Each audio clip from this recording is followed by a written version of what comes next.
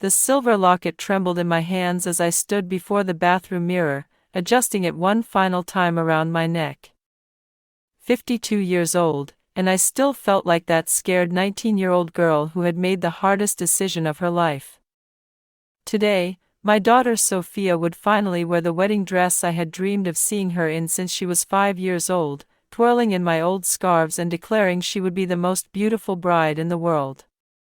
I had sold my childhood home in East LA to pay for this day. $45,000. Every penny of it is worth seeing Sophia happy, radiant, loved. The morning sun filtered through the hotel windows, casting golden light across the cream-colored walls. I had insisted on getting ready here, at the Fairmont, rather than at the venue. Sophia had wanted space to prepare with her bridesmaids, and I understood. She was 28 now, independent, successful in her marketing career. She didn't need her mother hovering. David appeared in the doorway, adjusting his navy tie. My husband of 8 months still took my breath away sometimes. Silver-haired, kind-eyed, with hands that had saved countless lives as a cardiac surgeon. He had loved me through my nervousness about this day, understanding somehow that weddings carried weight I couldn't fully explain. "You look beautiful, Elena," he said softly, stepping behind me to rest his hands on my shoulders. "Sophia's going to be thrilled." I touched the locket through the silk of my dress. Inside was a photo of Carlos, taken just weeks before he died. Sophia had never seen it. She believed her father was Miguel Rodriguez, the man whose name was on her birth certificate, the man who had raised her until he died when she was 12. The lie had been my protection, my gift to her. A father she could remember with pure love, uncomplicated by the truth. "I hope so," I whispered. The drive to Lakeside Gardens took 30 minutes through winding hills dotted with oak trees. David held my hand as we navigated the curves, his thumb tracing gentle circles across my knuckles.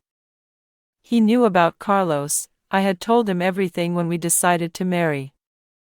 But even David didn't know the full truth about why I had never told Sophia who her real father was. Some secrets were too dangerous to share, even with the man you loved. The venue was everything Sophia had dreamed of. Rolling green lawns sloped down toward a crystal-clear lake. White chairs arranged in perfect rows faced an arch draped with white roses and eucalyptus. String lights were woven through the trees, waiting to twinkle as evening fell. I had chosen this place because Carlos would have loved it. He had always been drawn to water, to the way light danced across its surface. "Mrs. Rodriguez?"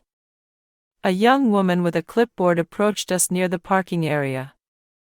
"I'm Jessica, the wedding coordinator. Sophia asked me to bring you to the bridal suite when you arrived." My heart quickened. "How is she?" "Nervous?" Jessica's smile was professional but warm. "She's focused. Very focused on making sure everything is perfect." We followed her along a stone path lined with lavender bushes. The scent reminded me of the little herb garden Carlos had planted outside our apartment 29 years ago. He had been so proud of those struggling plants, tending them like they were precious works of art. When Sophia was born, he would carry her outside every morning to smell the lavender. "Para que tenga dulces sueños," he would whisper. So she would have sweet dreams. The bridal suite was a converted cottage at the edge of the property, its windows facing the lake. Through the French doors, I could see Sophia's bridesmaids, 5 young women I had watched grow from awkward teenagers into confident adults. They had been her constants through college, through her first heartbreak, through the challenging early years of her career. Jessica knocked on the door. "Sophia? Your mother is here." The door opened, and there stood my daughter in her wedding gown. The breath left my lungs. She was radiant, just as I had imagined. The dress was elegant and simple, with delicate beadwork across the bodice that caught the light. Her dark hair was swept up in a style that showed off the pearl earrings I had given her for her college graduation. But her expression when she saw me was not what I had expected. "Mom." Her voice was flat, professional. Behind her, the chatter of her bridesmaids had stopped.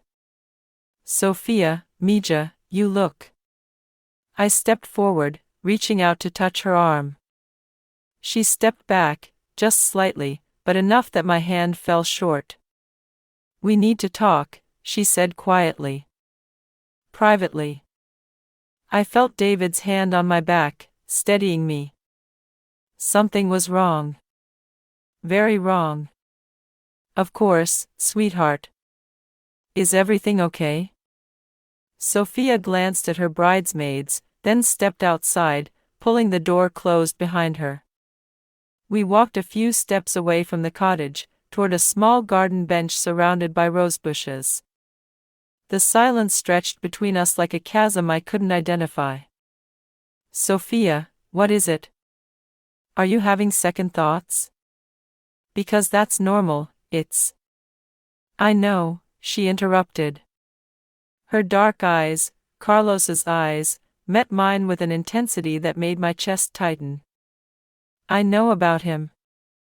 About my real father." The world tilted. I reached for the bench, my legs suddenly unsteady. "What? What do you mean?" Sophia pulled a folded letter from somewhere in the folds of her dress. The paper was yellowed, worn from handling. My heart recognized it before my mind did, Carlos's handwriting, the careful way he formed his letters, the slight slant that came from being left-handed. "I found this in Grandmama's things when she died last year," Sophia said, her voice steady but cold. "She kept it all these years." A letter from Carlos Mendoza to his Pequeña Princesa. To me. Written 2 weeks before he died. I couldn't breathe. My mother had kept the letter. The one I thought I had thrown away. The one where Carlos had poured out his heart to a daughter he would never see grow up. "Sophia, I can explain." He wrote about the songs he wanted to teach me. About how he hoped I would inherit his love for music. About how he was scared he wouldn't be brave enough to be the father I deserved. Her voice cracked, just slightly. "He loved me. And you kept him from me. That's not. It's not that simple." I stood up, reaching for her, but she backed away. "You let me believe Miguel was my father. You let me grieve for the wrong man. You gave me a lie instead of the truth. Miguel loved you. He chose you. He was your father in every way that mattered. But he wasn't my father." Sophia's composure was cracking now, years of suppressed anger spilling through. "And you know what the worst part is? I've been dreaming about Carlos my whole life. Music would come to me in my sleep, melodies I'd never heard but somehow knew. I thought I was going crazy. My knees gave out. I sank onto the bench, 29 years of carefully constructed protection crumbling around me. "How long have you known?" "A year. A full year, and you never noticed. You never saw that I was grieving for a father I never got to meet. You were too busy planning this perfect wedding, spending your money, trying to make everything beautiful and right. But you can't make a lie beautiful, Mom." The accusation hit like a physical blow. "I was protecting you." From what? From knowing my father was an artist? From knowing he died in a car accident? What was so terrible about the truth that you had to steal it from me? I couldn't tell her. Even now, even with everything falling apart, I couldn't tell her that Carlos hadn't died in an accident. That the brake lines in his car had been cut. That he had been murdered because he refused to launder money through his art gallery. That I had spent 29 years terrified that the same people who killed him would come for his daughter if they knew she existed. I thought it would be easier, I whispered. Miguel wanted to adopt you. He wanted to give you his name, his protection. I thought it was the right thing to do. Sophia stared at me for a long moment. When she spoke again, her voice was eerily calm. Well, you were wrong. And now I have to stand up there and pretend to be happy on the day when I finally understand that my whole life has been built on your lie. She turned to walk back toward the cottage. I scrambled to my feet, panic rising in my chest. Sophia, wait. Please. We can work through this. After the wedding, we can. She stopped and turned back to me. There is no after for us, Mom. You made that choice 28 years ago when you decided I didn't deserve the truth. That's not fair. Everything I did was for you. The money I spent on this wedding, the years I spent. Making sure I would be grateful to you. Making sure I would need you. Making sure I would never question the story you told me. Sophia's voice rose, and I saw her bridesmaids peering through the cottage windows. Well, I'm questioning everything now. Including whether I want you at my wedding. The words hit me like a slap. Sophia, please. I'm your mother. Are you? Because a mother doesn't lie to her child for 28 years. A mother doesn't steal someone's father away from them. She stepped closer, and I could see tears threatening behind her anger. I don't want you here today. This is supposed to be the happiest day of my life, and all I can think about is how you robbed me of ever knowing the man who gave me life. You can't be serious. I've never been more serious about anything. I want you to leave. Now. The world around me seemed to dissolve. The beautiful venue I had chosen, the flowers I had selected, the 1,000 details I had agonized over, all of it faded into background noise. My daughter, my only child, the center of my universe for 28 years, was asking me to leave her wedding. Sophia, please. Let's go inside. Let's talk about this properly. Your bridesmaids are waiting. James is waiting. All these people will understand that sometimes families have disagreements. What they won't understand is why I let someone stay who has been lying to me my entire life. David appeared at my shoulder. I had forgotten he was there, had forgotten that anyone else existed beyond this awful moment between Sophia and me. Sophia, he said gently, your mother loves you. She made choices she thought were right. Maybe we can. Stay out of this, Sophia snapped.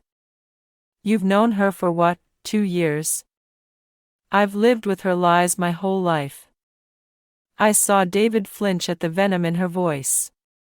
This beautiful, kind man who had offered to walk Sophia down the aisle since she had no father to do it. Who had helped me plan this day, who had listened to me worry about flowers and music and seating arrangements. Who had held me when I cried about how quickly she was growing up. I paid for this wedding, I said quietly. I sold my house. I used my entire savings. Sophia's laugh was bitter. And there it is. The guilt trip. The reminder of what you've sacrificed.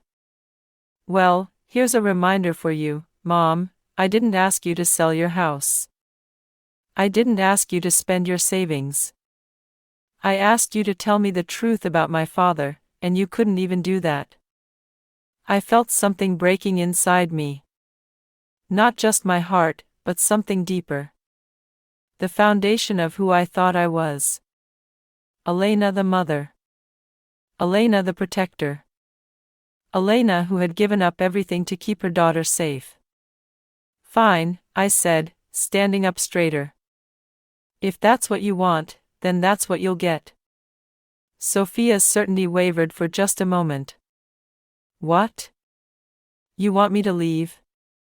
I'll leave. But understand something, Sophia. When you're ready to hear the whole truth, not just the parts you think you want to know, I'll be waiting. But I won't beg. And I won't apologize for trying to protect you from things you weren't ready to understand.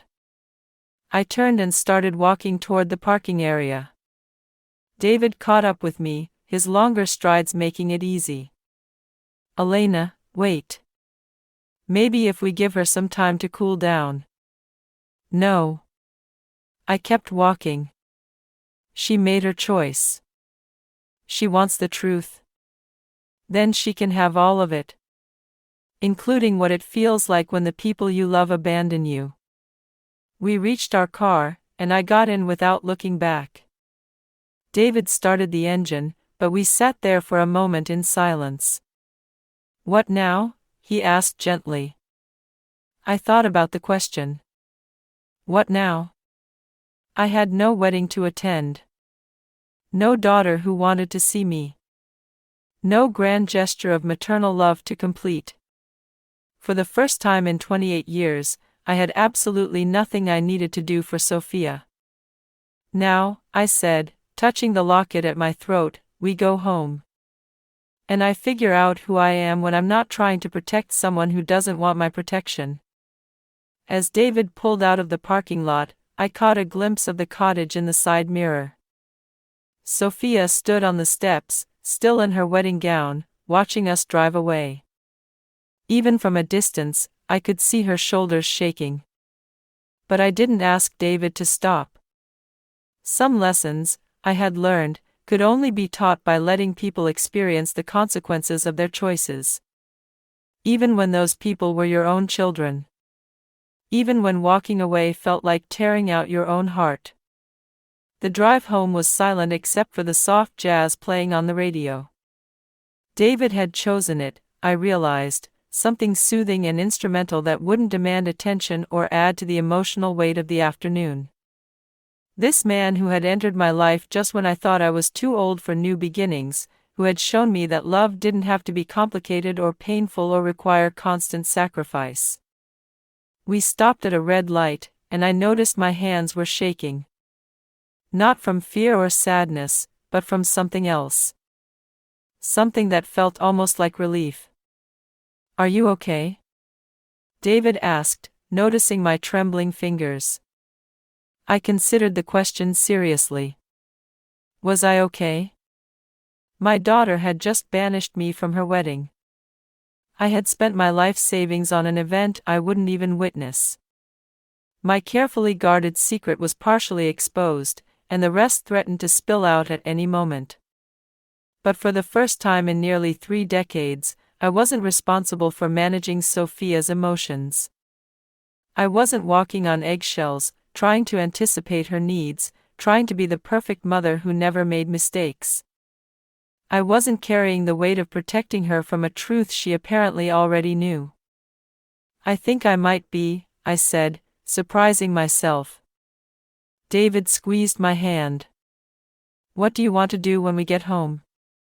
Home. Our home.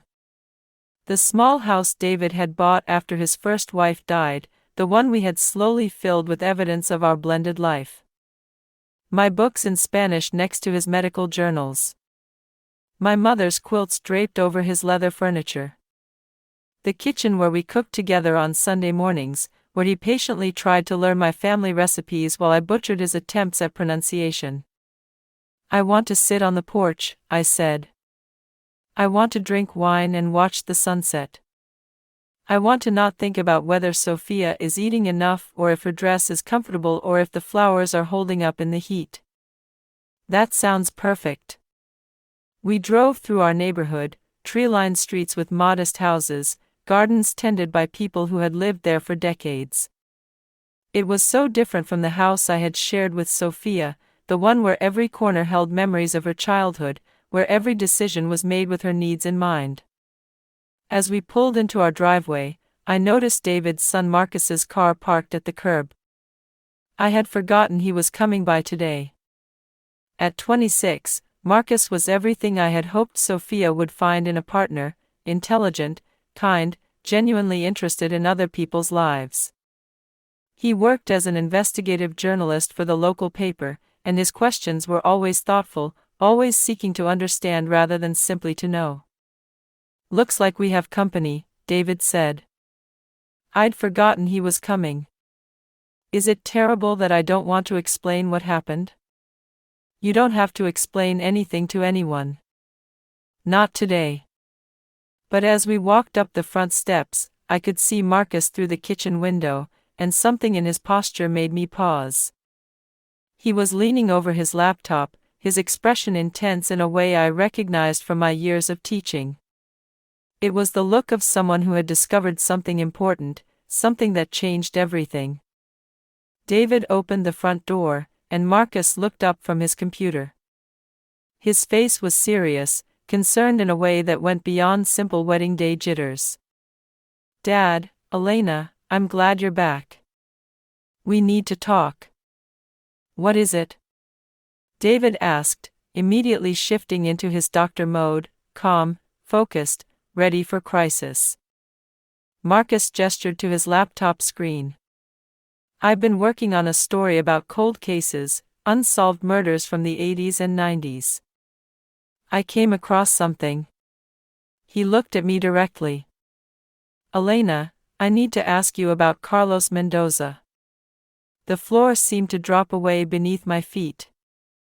I gripped the back of a chair, trying to steady myself against the wave of panic that crashed over me. "What about Carlos?" I whispered.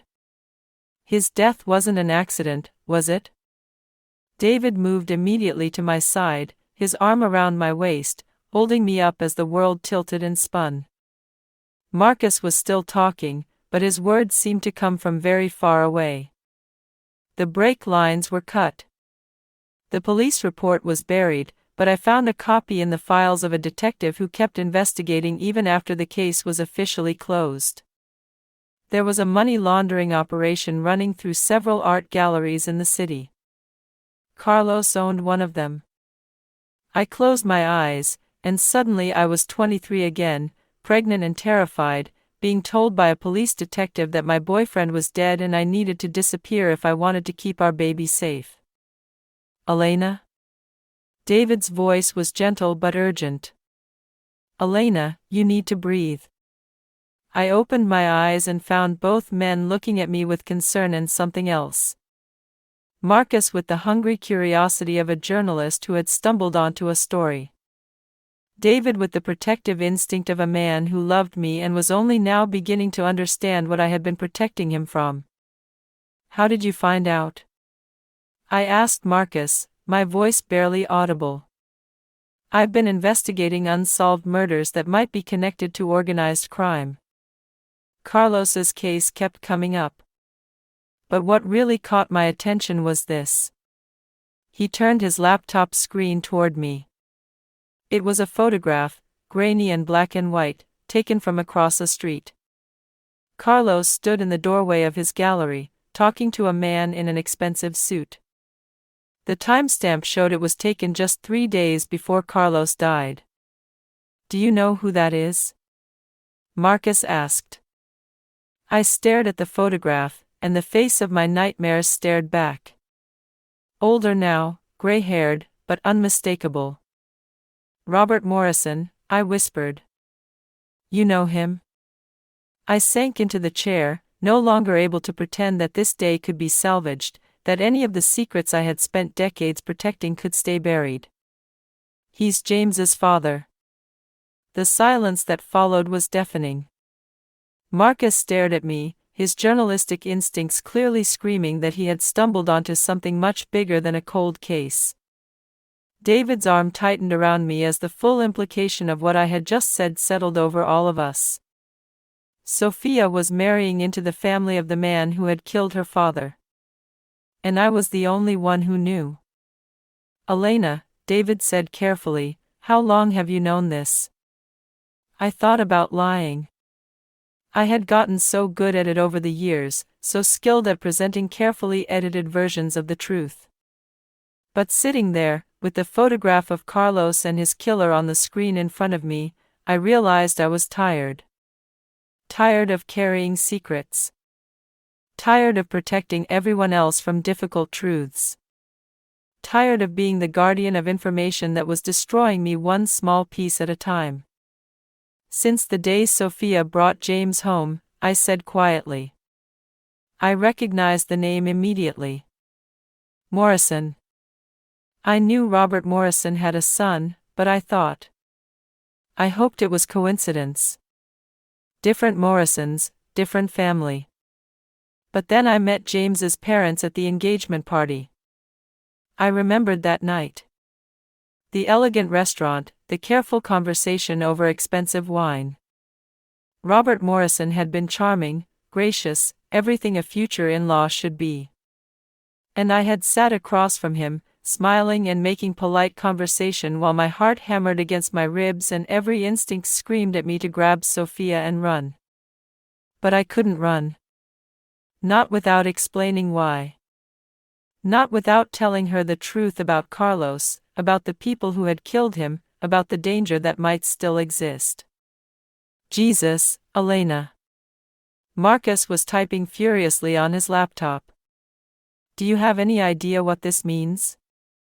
If Morrison killed Carlos, and now his son is marrying Carlos's daughter. It means I failed, I said simply. I spent 28 years trying to keep Sophia safe from Robert Morrison and his world. And somehow, she found her way into it anyway. David was very quiet beside me. I could feel him processing, trying to understand not just what I was telling him, but what I had been carrying alone all these years. The money laundering, Marcus said, still typing. If Morrison was using art galleries as fronts, and if he's still active. Elena, James might be involved too. The thought had occurred to me, of course.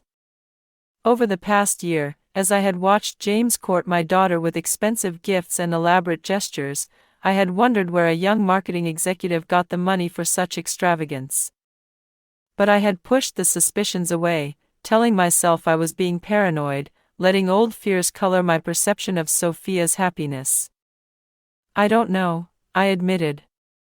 I've been watching, but James seems normal. Successful, but normal. What about the wedding? Marcus asked. Who's paying for it? I am. I paid for everything.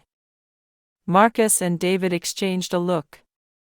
Elena, David said gently, if Morrison is still involved in money laundering, and if James is part of it, then your money, the money you spent on this wedding, might be seen as laundering money through the wedding, I finished. Making dirty money look clean by having me pay for everything while they spend their questionable income elsewhere. The room was spinning now. Not only had I failed to protect Sophia from the family that killed her father, I might have actually helped them legitimize their criminal enterprise. All while believing I was giving my daughter the wedding of her dreams. We have to stop the wedding, I said, starting to stand up. Elena, wait. David's hand on my arm stopped me. Think about this. If you're right, if Morrison is still dangerous, then charging in there and accusing him might put Sophia in more danger, not less. She already sent me away, I said bitterly. She doesn't want my protection. But she still needs it, Marcus said quietly. Even if she doesn't know it. I looked at this young man who had become part of my family through marriage, who was offering to help protect a daughter who had just broken my heart. This journalist who could have simply written his story and walked away, but instead was sitting in my kitchen trying to figure out how to keep Sophia safe. What do you suggest? I asked. Marcus looked at his father, then back at me. I think we need to call the FBI. I've been working with an agent on this story, Agent Sarah Kim. She's with their financial crimes unit. If Morrison is still active, she'll want to know. And if James is involved, they might be able to protect Sophia while they build their case, David finished. I stared out the kitchen window toward the street, trying to process everything that had happened in the span of 2 hours. This morning I had been a mother preparing to watch her daughter get married. Now I was a witness to a murder, a potential victim of a money laundering scheme, and the only person who could protect a daughter who didn't want to be protected. "Call her," I said finally. "Call Agent Kim." Marcus reached for his phone, but I held up a hand. "But Marcus? When you call her, tell her that Elena Rodriguez is ready to tell the truth. The whole truth.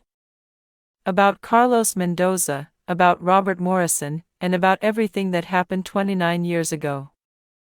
As Marcus dialed, I walked to the kitchen window and looked out toward the setting sun. Somewhere across the city, Sophia was probably walking down the aisle right now, in the dress I had dreamed of seeing her wear, toward a future I had tried so hard to protect her from. But protection, I was learning, wasn't something you could give someone. It was something they had to choose for themselves. And sometimes, the most loving thing you could do was step back and let them face the truth, no matter how dangerous it might be. Even when that truth involved people who had killed before, and might kill again. Even when stepping back felt like the hardest thing you had ever done. The phone rang in Marcus's hand as Agent Kim answered, and I closed my eyes, preparing to tell a story I had hoped would never need telling. Outside, the sun set over our quiet neighborhood, and somewhere in the distance, my daughter danced with the son of a murderer while I prepared to bring down everything she thought she knew about her new life. But for the first time in 28 years, I was telling the truth. And that, at least, felt like a beginning. Agent Sarah Kim arrived at our house 47 minutes after Marcus's call. I had spent those 47 minutes pacing the living room, alternating between rehearsing what I would say and imagining Sophia dancing with James, blissfully unaware that her new father-in-law had murdered her biological father. Sarah Kim was not what I had expected. Petite, maybe 35, with sharp eyes behind wire-rimmed glasses and an intensity that filled the room the moment she walked in. She carried a leather portfolio and moved with the efficiency of someone who dealt with life-and-death situations regularly. "Mrs. Rodriguez," she said, extending her hand. "Marcus has given me the basics, but I need to hear everything from you. Starting with Carlos Mendoza." I had dreamed about this moment for 29 years. In my nightmares, it always involved someone threatening Sophia, forcing me to reveal what I knew. I had never imagined it would happen in my own kitchen, with my husband holding my hand and my stepson taking notes for a story that might save my daughter's life. "Carlos and I met when I was 18, I began, settling into the chair across from Agent Kim. I was working part-time at a coffee shop near the university while taking night classes. He came in every Tuesday and Thursday, always ordered the same thing, café con leche and a blueberry muffin. Always sat at the same table by the window. I could see him so clearly still. 25 years old, with paint under his fingernails and a smile that made me forget my own name. He spoke Spanish with the same accent as my grandmother, talked about art like other people talked about breathing, necessary and life-giving. He owned a small gallery downtown, I continued. Represented local artists, mostly Latino painters and sculptors who couldn't get shows anywhere else. He was passionate about giving voices to people who had been silenced. Agent Kim was taking notes, her pen moving quickly across the page. "When did you first suspect something was wrong?" "About 6 months after we started dating." Men in expensive suits began showing up at the gallery. They didn't look like art collectors. They would meet with Carlos in his office with the door closed, and afterward, he would be quiet for days. I remembered those conversations, The way Carlos would stare out the window of our apartment as if he were seeing something I couldn't. The way he would hold me at night like he was afraid I might disappear. Did he tell you what they wanted? Not at first. Carlos was proud, protective. He thought he could handle it alone. I paused, remembering the night everything changed. Then I got pregnant. David's hand tightened around mine. This part of the story was new to him too, the details I had never been able to share. Carlos was terrified when I told him. Not of being a father, he was excited about that. But he said the gallery was in trouble, that some very dangerous people were pressuring him to use it as a front for money laundering. Clean money would come in as payment for artwork, dirty money would go out as payment to artists who didn't exist. Did he agree to help them? He tried to refuse. He said he wouldn't destroy everything he had built, wouldn't betray the artists who trusted him. But they made it clear that refusing wasn't an option. Agent Kim looked up from her notes. What did they threaten? The memory hit me like a physical blow. Carlos coming home that night with a bruised face and photographs of me leaving my apartment, walking to work, sitting in our favorite restaurant. Photographs that made it clear they knew everything about me, about us, about the child I was carrying. They threatened me. And the baby. They showed him pictures of me, told him they knew where I worked, where I lived, what time I walked home from class. My voice was barely a whisper now. They said if he didn't cooperate, they would make sure his family suffered for his stubbornness. So he agreed? He pretended to agree. But Carlos was documenting everything. Names, dates, amounts of money, which pieces were fake sales and which were real. He was building a case to take to the FBI.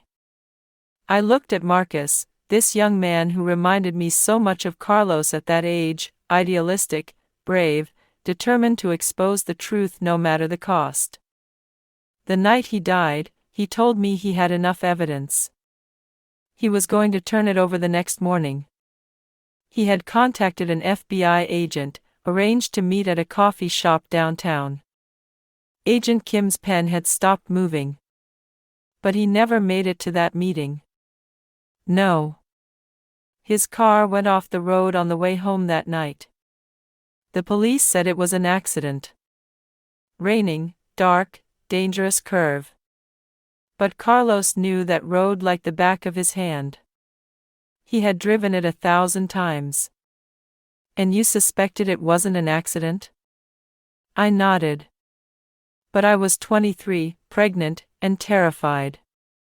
When Detective Morrison came to tell me about the accident. Wait. Agent Kim held up a hand. Detective Morrison? My blood went cold as I realized what I had just said. Robert Morrison. He was a detective then. He came to my apartment the morning after Carlos died. Agent Kim and Marcus exchanged a look that made my stomach drop. Elena, Agent Kim said carefully, Robert Morrison was never a police detective. We've been tracking him for 15 years.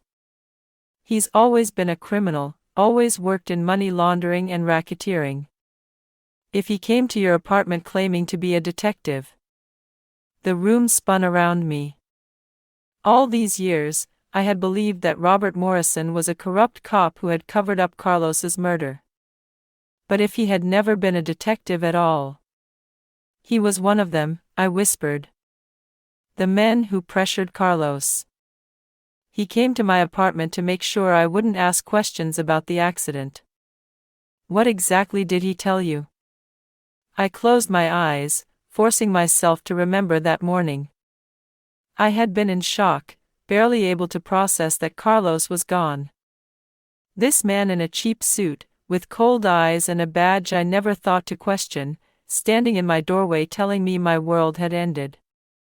He said there had been an accident. That Carlos had been drinking and lost control of his car. He said the investigation was closed, that there was nothing suspicious about it. Then he said. I paused, the memory crystallizing with horrible clarity. He said it would be a shame if anything happened to Carlos's girlfriend and unborn child. That accident seemed to run in the family. Agent Kim was typing rapidly on her phone now. He threatened you directly? Not directly. But the message was clear. Keep quiet, disappear, and the baby and I would be safe. Make noise, ask questions, and we would end up like Carlos. So you changed your name? I moved to San Diego. I told everyone the baby's father was Miguel Rodriguez, a man I had dated briefly in high school. When Miguel heard about my situation, he offered to marry me, to give the baby his name and legal protection. He was a good man. He loved Sofia like she was his own. David was very quiet beside me. I could feel him processing not just what I was telling Agent Kim, but what it meant for our life together. The woman he had married carried secrets that put everyone around her at risk. Miguel died when Sofia was 12, I continued. Cancer. After the funeral, I thought about telling Sofia the truth about Carlos. But I was terrified that if Morrison found out she existed, if he realized Carlos had a daughter.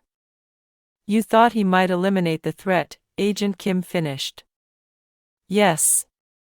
Marcus looked up from his laptop. But Elena, if Morrison killed Carlos to stop him from exposing the money laundering operation, and if that operation is still active, then James's involvement might not be coincidental. Agent Kim nodded grimly. We've been investigating James Morrison for 6 months.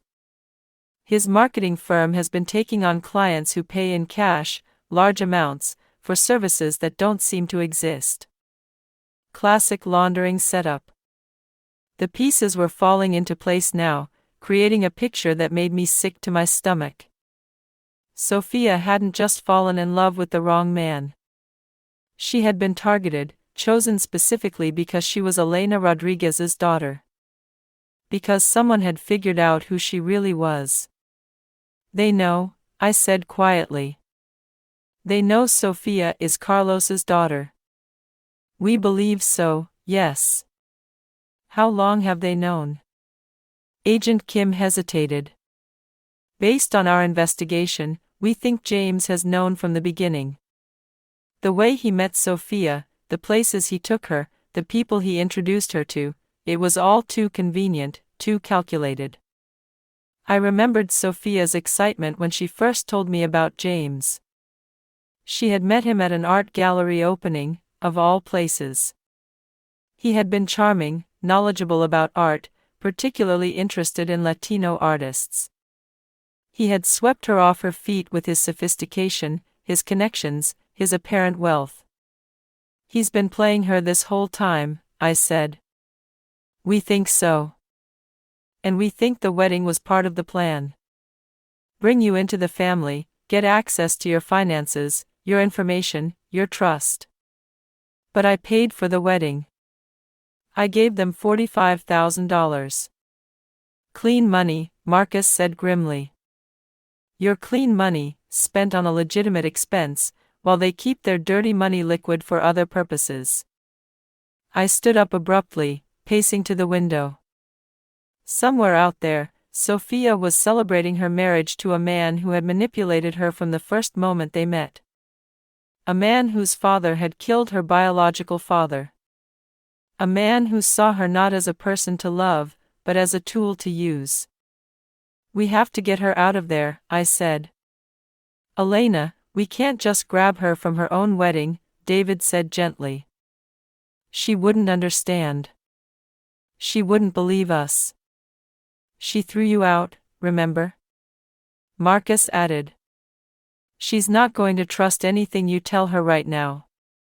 Agent Kim closed her portfolio and looked at me directly. Mrs. Rodriguez, I need to ask you something, and I need you to think carefully before you answer. Are you willing to help us bring down Robert Morrison and his organization? Even if it means putting yourself at risk? Even if it means Sophia might be in danger during the operation? The question hung in the air like a blade. Help the FBI, and I would finally get justice for Carlos. But I would also be gambling with Sophia's life, betting that the agents could protect her from people who had killed before. What would you need me to do? We need you to wear a wire. We need you to meet with Robert Morrison and get him to admit what he did to Carlos.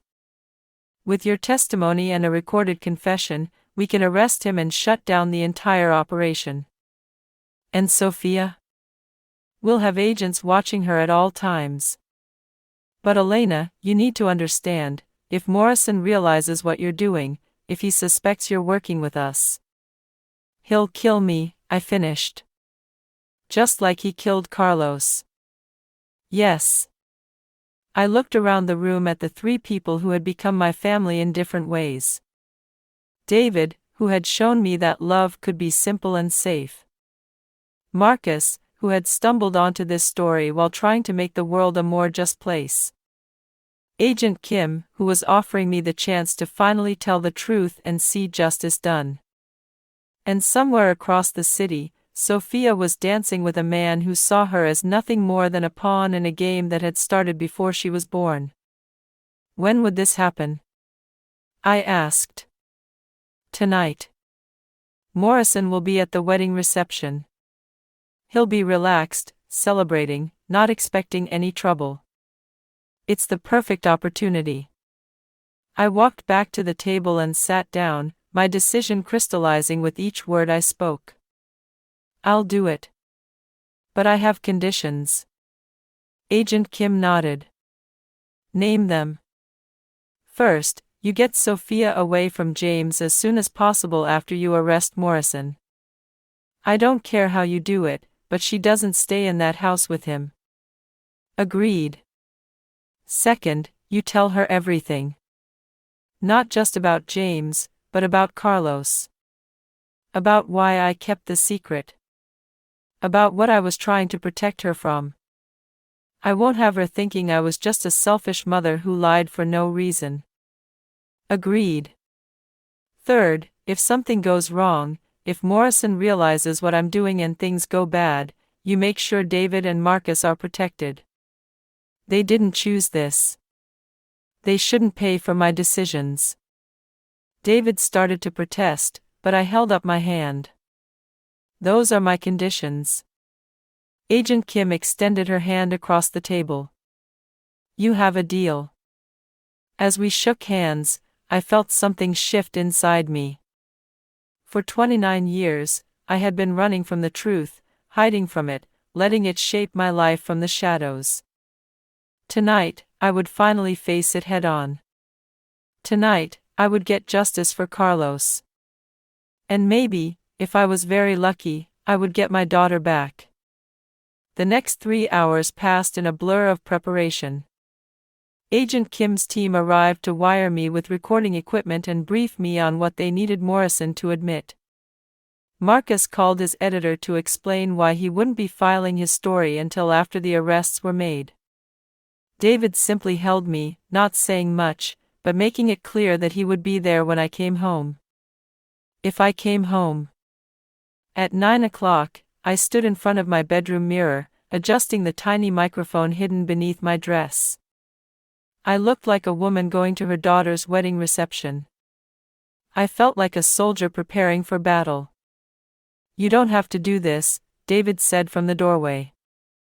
I turned to face him, this man who had given me 8 months of peace, of simple happiness, of love without complications or secrets.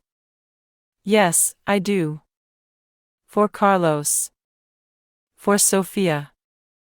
For all the years I've been afraid. He crossed the room and took my hands. Then I'm going with you. David, no. It's too dangerous. Elena, I've been married twice. I've lost one wife to cancer, and I've spent 5 years alone.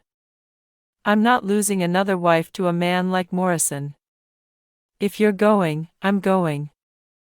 I wanted to argue, but I could see in his eyes that his mind was made up.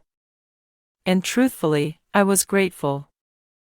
I had been alone with this secret for so long. The thought of facing Morrison with someone I loved beside me was both terrifying and comforting. "Okay," I said finally. "But if things go wrong?" "If things go wrong, we face them together." Agent Kim was waiting for us in the driveway with an earpiece and a final warning. "Remember, we need him to admit that he killed Carlos. We need him to say it out loud, clearly enough for the recording to pick up. Don't push too hard, don't make him suspicious. Just let him think you're a grieving mother who finally wants to know the truth." I nodded, testing the earpiece one more time. "And Mrs. Rodriguez? Your daughter is going to be okay. We have agents positioned around the venue. She's not going to be alone in this." As we drove toward Lakeside Gardens, I thought about Sophia getting ready for her wedding this morning, so angry with me for lying to her, so convinced that she understood the whole truth.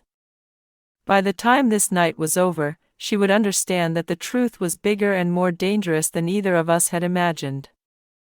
The reception was in full swing when we arrived. The same beautiful venue, now transformed with lights and music and the sound of celebration. Through the windows, I could see Sophia dancing with James, both of them smiling, both of them looking like the perfect couple.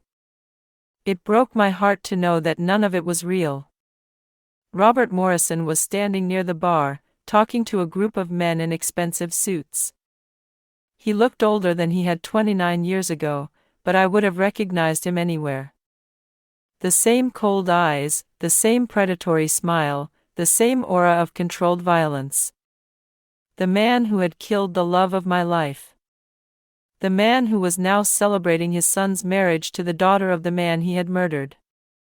I took David's arm and walked through the doors, back into my daughter's wedding day, carrying the truth that would destroy everything she thought she knew about her new life. But for the first time in 29 years, I wasn't afraid. I was ready. The music from the reception grew louder as we approached the main ballroom. Through the tall windows, I could see Sophia twirling in her wedding dress, laughing at something James had whispered in her ear. She looked radiant, untouchable, like a princess in a fairy tale. If only she knew she had married the villain. "Target acquired," Agent Kim's voice crackled in my earpiece. "Morrison is at the North Bar, champagne in hand. Remember, Elena, natural conversation. Let him lead." David squeezed my arm as we entered the reception. Several people turned to look at us, Sophia's friends, colleagues, people who knew I was supposed to be here from the beginning. But Sophia herself didn't notice our entrance. She was lost in her dance with James, in the fantasy of her perfect wedding day. I steeled myself and walked toward Robert Morrison. He saw me coming from across the room, and his expression shifted almost imperceptibly. Not surprise, but calculation. Like a chess player who had just seen his opponent make an unexpected move. "Elena Rodriguez," he said as I approached, his voice smooth and welcoming. "I was wondering if you'd make it after all. James mentioned there had been some family drama earlier." Up close, he was exactly as I remembered but worse. The same piercing blue eyes, but now with crow's feet that spoke of years of cruel smiles. The same broad shoulders, but now with the soft edges that came with age and wealth. He wore his expensive suit like armor, and when he smiled, I could see that his teeth were perfectly capped. "Mr. Morrison," I said, proud that my voice remained steady. "I wouldn't miss my daughter's wedding. No matter what disagreements we might have had earlier." "Of course not. Sophia is a lovely girl. James is very lucky." He sipped his champagne, studying me over the rim. "You know, when James first brought Sophia home, I thought she looked familiar. Something about the eyes, the the shape of her face. It's been bothering me for months. My blood turned to ice, but I forced myself to smile. She gets that a lot. People always think they've seen her before. Yes, but this was different. More specific. Morrison's smile never wavered. Then it hit me. She looks exactly like someone I knew a long time ago. Carlos Mendoza. You remember Carlos, don't you, Elena? The question hung between us like a trap. Agent Kim had warned me about this moment, Morrison testing me, seeing how much I knew, how much I remembered. I could feel David tense beside me. I remember Carlos, I said quietly. He was Sophia's father. Morrison's eyebrows rose in mock surprise. Was he? How interesting. I seem to recall Carlos dying in a car accident before Sophia was born. Tragic, really. So young, so much potential. Yes, I agreed. Such a tragic accident. Although, Morrison continued, as if struck by a sudden thought, now that I think about it, I'm not sure it was really an accident. Carlos had gotten himself mixed up with some very dangerous people, you know. People who didn't appreciate it when their business partners got cold feet. This was it. The moment Agent Kim needed. Morrison was practically confessing, and all I had to do was keep him talking.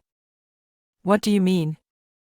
I asked, fighting to keep my voice curious rather than accusatory. Morrison stepped closer, and I caught a whiff of expensive cologne mixed with something else, the metallic scent of violence that some men carry like a signature. Carlos thought he was smarter than he was, Morrison said, his voice dropping to a conversational whisper. Thought he could take our money, use our connections, build his little art gallery empire, and then just walk away when things got complicated. But nobody walks away from us, Elena.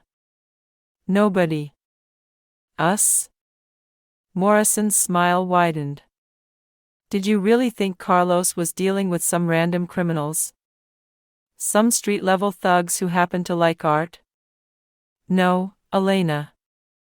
He was dealing with a family business. My family business. I felt David's hand on my back, steadying me, reminding me that I wasn't alone. So when Carlos got nervous, Morrison continued, when he started making noises about going to the police, talking to the FBI, we had to remind him of his obligations.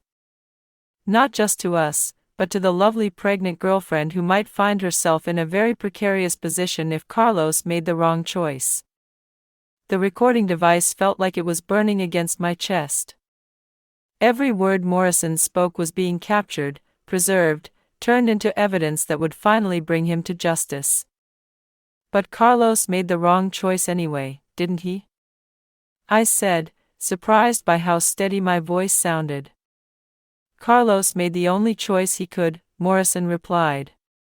He chose to protect you and the baby instead of protecting himself. Very noble. Very stupid. So you killed him. The words came out before I could stop them. Too direct, too accusatory. I saw Morrison's expression change, saw him realize that this conversation wasn't as casual as he had assumed. Did I say I killed him? Morrison asked, his voice still pleasant but with an edge now. I don't believe I said that. You said. I said Carlos made the wrong choice. I said he got mixed up with dangerous people. I said he should have been more careful about his business partners. But I never said I killed him. Morrison was backing away from the confession now, his instincts warning him that something was wrong. I could feel the opportunity slipping away, feel the justice Carlos deserved disappearing into lawyer speak and careful denials. But you did kill him, I pressed, desperation making me bold. You cut his brake lines and sent him off that cliff because he was going to expose your money laundering operation. Morrison's smile vanished entirely. That's a very serious accusation, Elena. The kind of accusation that could get someone in a lot of trouble. The kind of trouble Carlos got in? For a moment, Morrison just stared at me. Then, slowly, his smile returned. But this time it was different. Colder. Hungrier. You know what I think, Elena? I think you've been carrying this secret for a very long time. I think you've been wondering what really happened to your boyfriend, and you've finally worked up the courage to ask.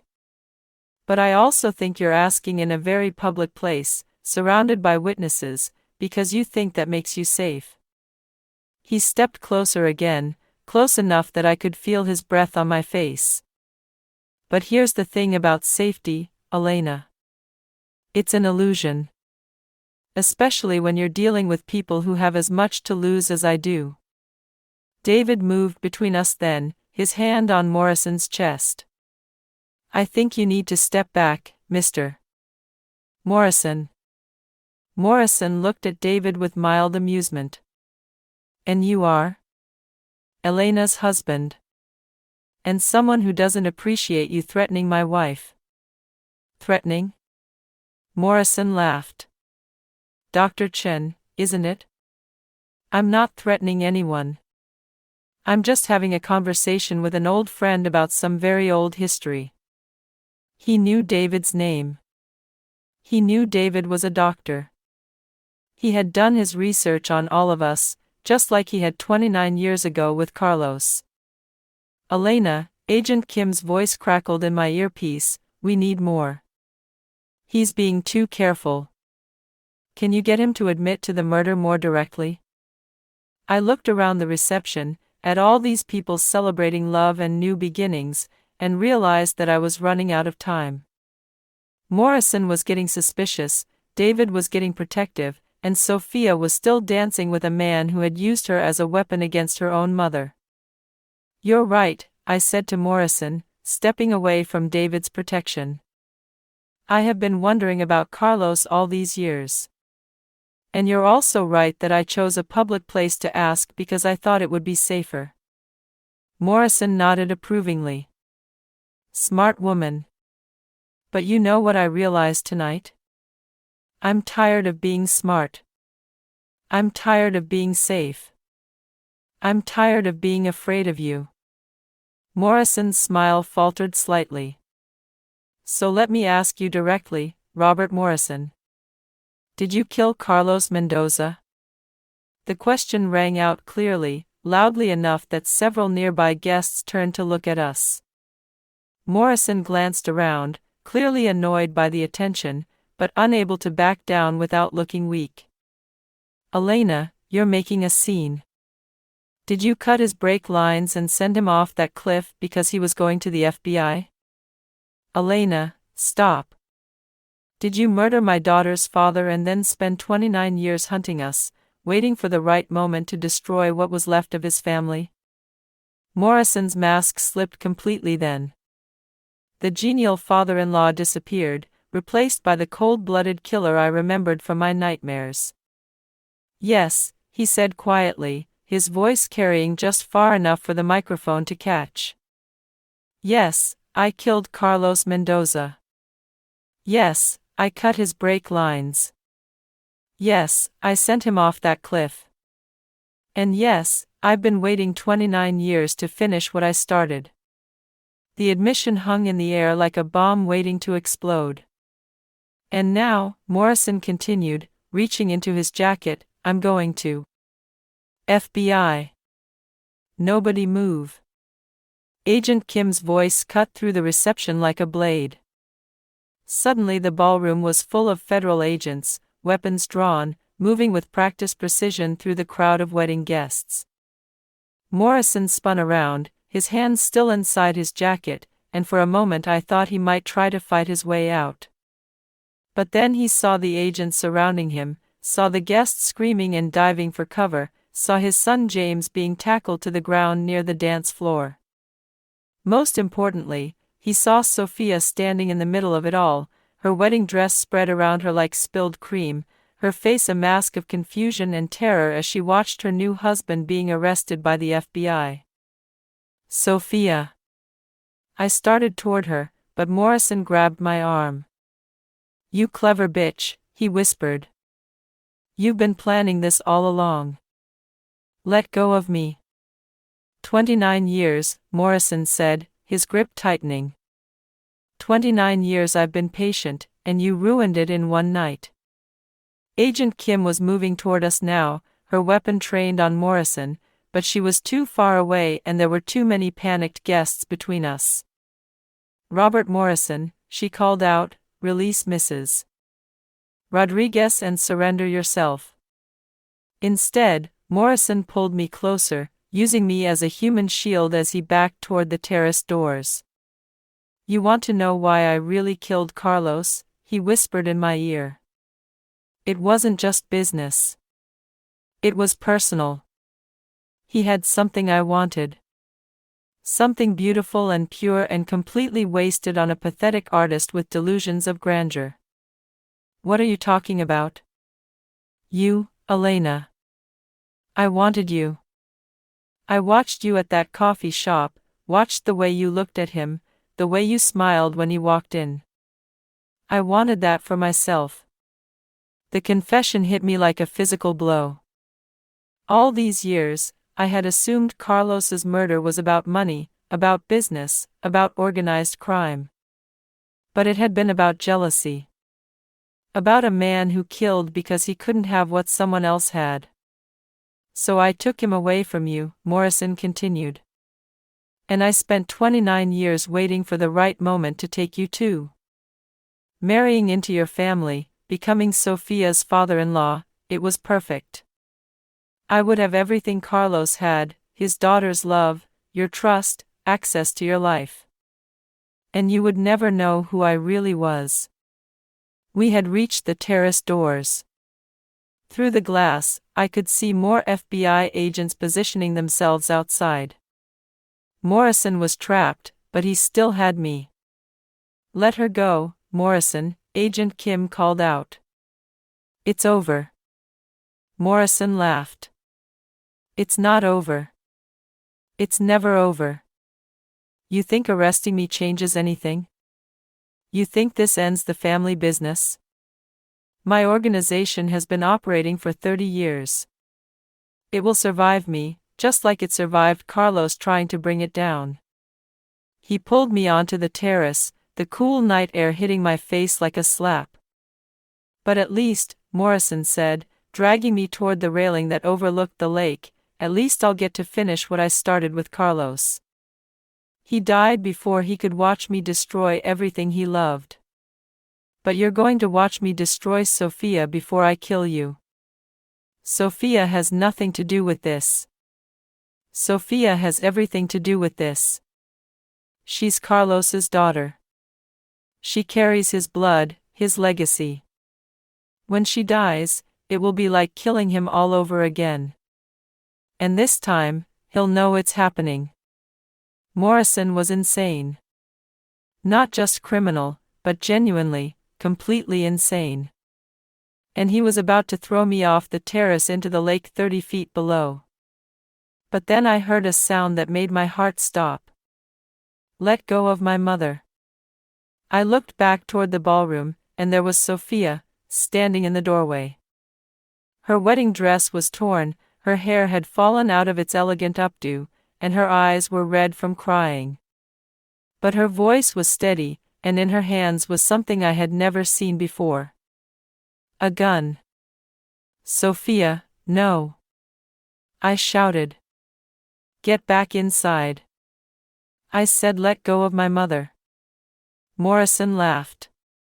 Or what, little princess? You'll shoot me? You don't have it in you. You're too much like your father, all noble intentions and no backbone. You're right, Sophia said calmly. I am like my father. But you know what else my father was? He was a man who protected the people he loved, no matter what it cost him. She raised the gun, her hands surprisingly steady. And right now, I love my mother more than I hate you." The gunshot was deafeningly loud in the quiet night air. Morrison jerked backward, releasing me as he clutched his shoulder. I stumbled forward, away from the railing, away from the drop to the lake. FBI agents poured onto the terrace, surrounding Morrison, securing the weapons Sophia had dropped, checking on both of us. But all I could see was my daughter, standing there in her ruined wedding dress, having just shot a man to save my life. "Sophia," I whispered, reaching for her. She collapsed into my arms then, 28 years of anger and hurt and confusion pouring out in body-racking sobs. "I'm sorry, Mama," she whispered against my shoulder. "I'm so sorry I didn't trust you. I'm so sorry I sent you away." "Shoo, Mija, it's okay. You didn't know. None of this is your fault. But I married him. I married the son of the man who killed my father." Over Sophia's shoulder, I could see Agent Kim supervising Morrison's arrest. James was being loaded into a police car, still in his wedding tuxedo, his hands cuffed behind his back. The reception guests were being interviewed, processed, slowly released back into a world that made sense. "You couldn't have known," I told Sophia. "He fooled all of us. But you tried to protect me. All these years, you kept the secret to keep me safe, and I accused you of lying for selfish reasons." I held my daughter closer, feeling her heartbeat against mine, feeling the weight of 29 years of secrets finally lifting from my shoulders. "I did lie," I admitted. "But I lied because I loved you.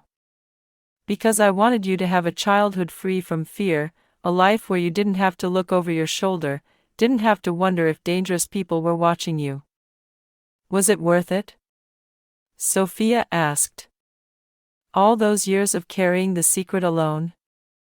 I thought about the question as emergency vehicles filled the parking lot, as crime scene technicians began processing what had once been a wedding reception, as my daughter clung to me like the child she had once been.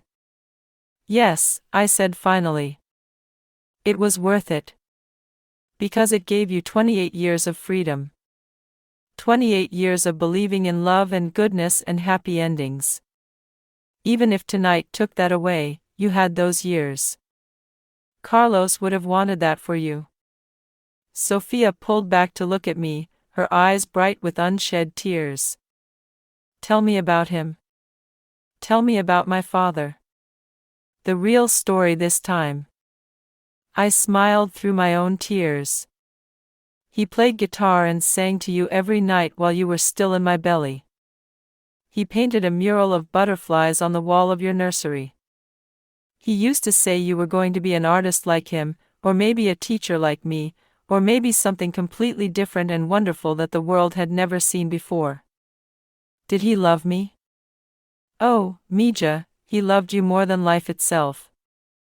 The last thing he said to me before he left that night was that he was doing this for you, for your future. He died protecting you, just like I've been trying to protect you ever since." As we walked back toward the ballroom, past the crime scene tape and the federal agents and the remnants of what was supposed to be the happiest day of Sophia's life, my daughter slipped her hand into mine. "Mama?" "Yes?" "Can we go home? I want to see David, and I want to thank Marcus for finding the truth. And I want to—" She paused, searching for the right words. "I want to start over. All of us together." I squeezed her hand. "I'd like that very much." 3 months later, I stood in the kitchen of our house, watching Sophia and Marcus work together on a story for the newspaper, an expose of money laundering operations that had resulted in arrests across 3 states.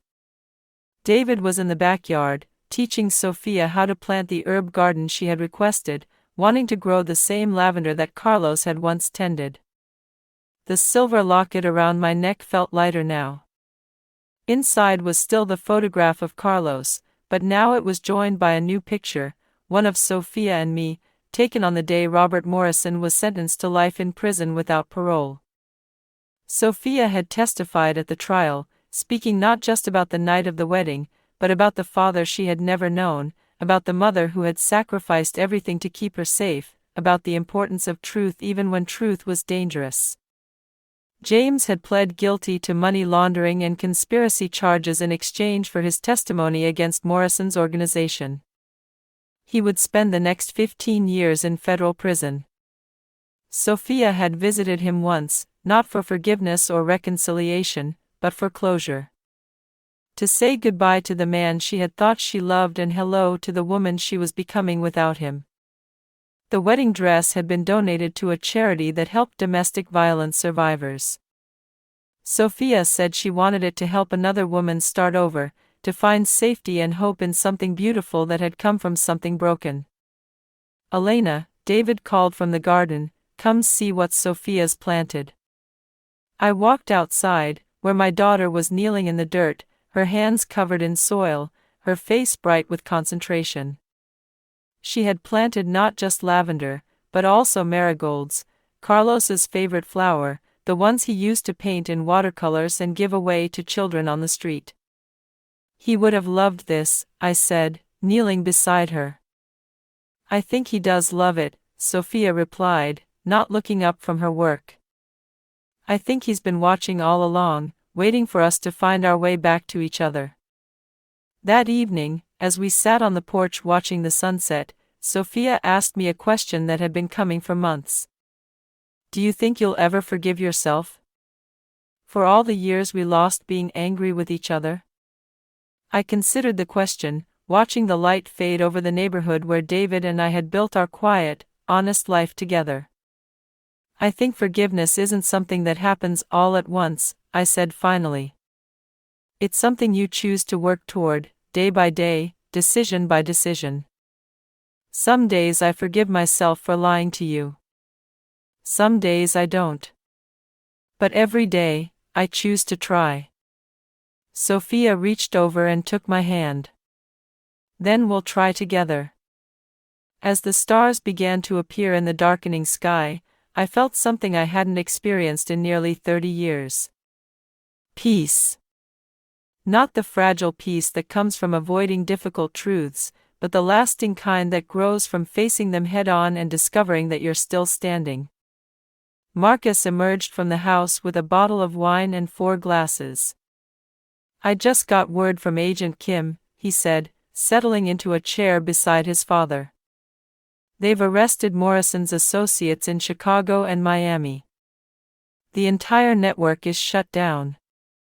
"Good," Sophia said simply. We sat in comfortable silence, 4 people who had become a family through crisis and choice, through secrets revealed and truths finally spoken. The herb garden released its fragrance into the evening air, and somewhere in the distance, I could almost hear the echo of a guitar being played by hands that had loved music more than life itself. "Mama?" Sophia said quietly. "Yes, Mija. Next time I get married, if there is a next time, will you help me plan it?"